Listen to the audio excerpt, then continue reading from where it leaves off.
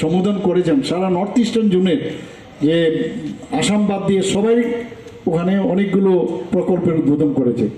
কিন্তু আমাদের যে অ্যামাউন্ট বাকি সমস্ত যে স্টেটগুলো ছিল তার মধ্যে সবচেয়ে বেশি, প্রায় 8,500 কোটি টাকা।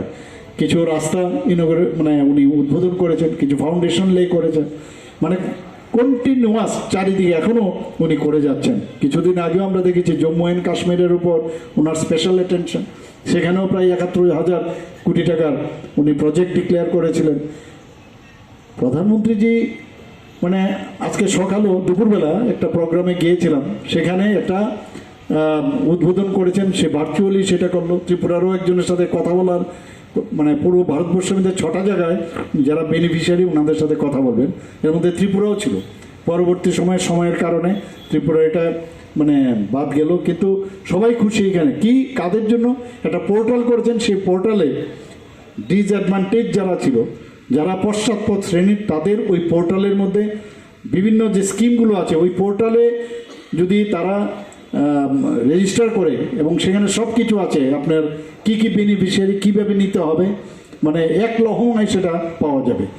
এই যে সমস্ত মানুষের জন্য, ওবিসি, আমাদের এসসি, যারা এসসি সম্প্রদায়ের যারা আছেন, যারা ট্রান্সজেন্ডার আছেন, যারা 60 ইয়ার্স হয়ে গেছে, যারা সিনিয়র সিটিজেন তাদের জন্য, এবং যারা সাফাই কর্মী তাদের জন্য, মানে এমন সব প্রতিটা মানুষকে উনি চাইছেন মানে সবাই যেন আর্থসামাজিক উন্নয়ন হয়, মান উন্নয়ন হয়।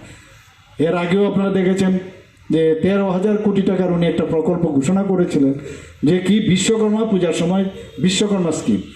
18টা শ্রেণীর যাদের কথা কেউ কোনোদিন চিন্তা করি না, আমরা মেহনতি মানুষের সরকারও আমরা দেখেছি, কিন্তু প্রধানমন্ত্রীজি কাজ করে বুঝিয়ে দিয়েছেন, গ্যারান্টিরও গ্যারান্টি দিচ্ছেন যে আমি যেটা বলি সেই গ্যারান্টিরও গ্যারান্টি দিচ্ছি, ঠিক সময়ে সে কাজটা হবে।